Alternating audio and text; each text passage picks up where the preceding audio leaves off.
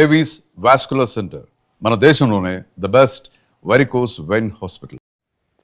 అతివేగం మరో ఘోరమైన దుర్ఘటనకు కారణమైంది. అదుపు తప్పి లోయలో పడిన బస్సు ప్రమాద ఘటనలో ఇప్పటికే 15 మంది వరకు మృతి చెందినట్లుగా సమాచారం అందుతోంది.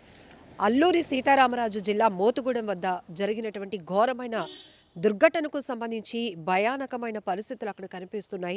చెల్లా చెదురుగా పడి ఉన్న మృతదేహాలను చూస్తేనే ప్రతి ఒక్కరికి కూడా ఒళ్ళు గగుర్పాటుకు గురవుతోంది.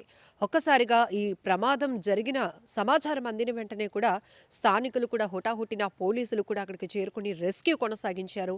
ఆ బస్సులో లోయలో పడినటువంటి బస్సులో ఇరుక్కుపోయినటువంటి మృతదేహాలను బయటికి వెలికి తీయడం కూడా చాలా కష్టతరమవుతుంది. అంతకన్నా ముందే ఇంకా అందులో ఆ బస్సులో 30 మంది ప్రయాణికులు మొత్తంగా ఉన్నట్టు తెలుస్తోంది. కాబట్టి క్షతగాత్రులను హుటాహుటిన రెస్క్యూ చేసి స్థానికంగా ఉన్న హాస్పిటల్స్కు తరలించి మెరుగైన వైద్య సహాయం అందిస్తున్నారు. ఇక్కడ మనం చూడొచ్చు భద్రాచలం స్వామివారి దర్శనం ముగించుకున్న తర్వాత వీరు తీర్థయాత్రలుగా ప్రయాణమవుతున్నారు. అన్నవరంకి వస్తూ ఉన్న సమయంలోనే అల్లూరి జిల్లా మోతుగూడెం వద్ద ఈ ప్రమాదానికి గురైంది. ఘాట్ రోడ్లో జరిగినటువంటి ప్రమాదం వల్ల ఒక్కసారిగా అతి వేగమే ప్రమాదానికి కారణంగా కూడా తెలుస్తోంది. పల్టీలు కొట్టినటువంటి బస్సు ఆ కొండ పైనుంచి అలా పల్టీలు కొడుతూ కిందకు దొర్లుకుంటూ వచ్చేసింది. అంటే ఒక బస్సే ఆ స్థాయిలో ఉంటే అందులో ఉన్న మనుషుల పరిస్థితి ఎలా ఉండుంటుందో మనమందరం ఊహించవచ్చు. ఆ ఊహే చాలా కష్టంగా ఉంటుంది. ఎందుకంటే చెల్లా చెదురుగా పడి ఉన్న మృతదేహాలు, క్షతగాత్రులు కాపాడండి అంటూ పెడుతున్నటువంటి కేకలు ఇవన్నీ కూడా భయానకమైన పరిస్థితులను తలపిస్తున్నాయి. హుటాహుటిన క్షతగాత్రులకు మెరుగైన ట్రీట్మెంట్ అందించాలని ఇప్పటికే ఆంధ్రప్రదేశ్ సర్కారు కూడా ఆదేశాలు ఇచ్చింది. ఇక్కడ మనం చూడొచ్చు, విజువల్స్ చూస్తుంటేనే చాలా డిస్టర్బింగ్గా అనిపిస్తోంది. ఎవరు తట్టుకోలేరు. ఎందుకంటే ఈ మధ్య తరచుగా జరుగుతున్న ప్రమాదాలు మాత్రం ఎంతో మంది ప్రాణాలు తీసేస్తున్నాయి. పదుల సంఖ్యలో మృతుల సంఖ్య ఉండటం మరింత బాధాకరమని చెప్పాలి. వీరందరూ కూడా చిత్తూరు జిల్లాకు చెందినటువంటి ట్రావెల్ బస్గా తెలుస్తోంది.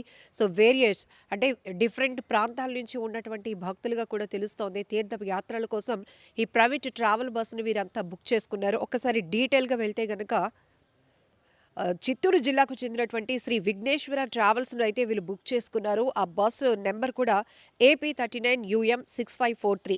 చింతూరు మారేడుమిల్లి ఘాట్ రోడ్లోకి వచ్చేటప్పటికి రాజుగారి మెట్టు దగ్గర ఈ బస్సు అదుపు తప్పింది. అతి వేగం వల్ల ఆ లోయలో పడిపోయింది. ఈ దుర్ఘటనలో ఇప్పటికీ స్పాట్లోనే 8 మంది చనిపోయారు అని తెలిసింది. ఆ తర్వాత అక్కడ రెస్క్యూ కొనసాగిస్తున్న క్రమంలో అంతకంతకు మృతుల సంఖ్య పెరుగుతూ వచ్చింది. ఈ దుర్ఘటనలో, ఈ ఘోరమైన బస్సు ప్రమాద దుర్ఘటనలో ఇప్పటికే 15 మంది వరకు చనిపోయినట్లుగా కూడా సమాచారం అందుతోంది.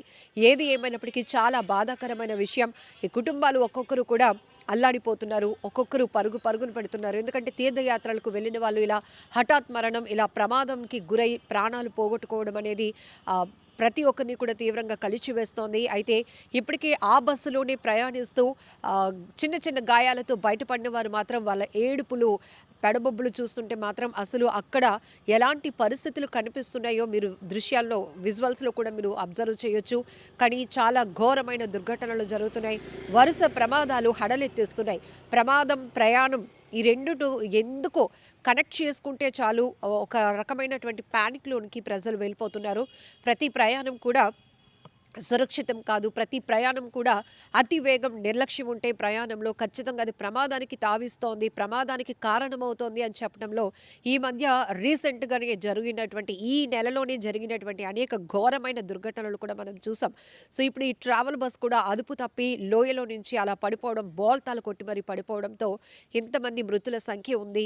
చాలా బాధాకరమైన విషయం. వీరంతా తీర్థయాత్రలకు వెళ్తున్న వారు ఇలా మృత్యువాత పడటం అనేది ప్రతి ఒక్కరిని తీవ్రంగా కలిచివేస్తోంది. సో ఇప్పటికే అధికార యంత్రాంగం అంతా కూడా పరుగున అక్కడికి చేరుకుంది. ఇప్పటికే రెస్క్యూ కొనసాగుతోంది. ఆ బస్సులో ఇరుక్కుపోయిన వారిని, చనిపోయి ఆ మృతదేహాలు కూడా చాలా చెల్లాచెదురుగా పడి ఉన్నటువంటి పరిస్థితులు కూడా చూస్తున్నాం. ఆ లోయలో ఉన్నటువంటి బస్సును బయటికి తీయడానికి కూడా చాలా సమయం పట్టేలా అనిపిస్తోంది. ఏది ఏమైనప్పటికీ మరొకసారి ఘోరమైన దుర్ఘటన. తెల్లవారికే ఇలాంటి విషాదకర వార్తలు, ఇలాంటి ఘోరమైన ప్రమాదాల గురించి వినటం కూడా ప్రజల్ని తీవ్ర భయాందోళనకు గురి చేస్తోంది.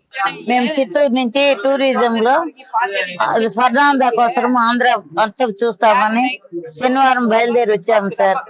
బయలుదేరి కింద అన్ని చూసుకున్నాము. సింహాచలం చూసాము నిన్న పొద్దున్నే, అదే బేస్తారము. సాయంకాలము అరకుకు వెళ్ళాము సార్. అరకుకు వెళ్ళాము, అరకు అన్ని చూసుకున్నాము. చూసుకొని నైట్ బయలుదేరి భద్రాచలం చూస్తాము.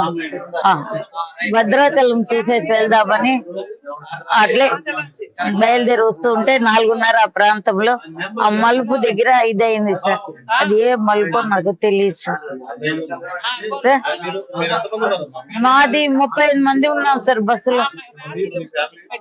మా ఫ్యామిలీ, నేను మా సిస్టర్ సార్. మేమిద్దరు, మా ఫ్యామిలీ, మా ఫ్రెండ్స్ ఉన్నారు సార్. అక్కడ పద్మజ, మా వీధిలో వాళ్ళు 6 మంది వచ్చాం సార్. దాంట్లో ఆ?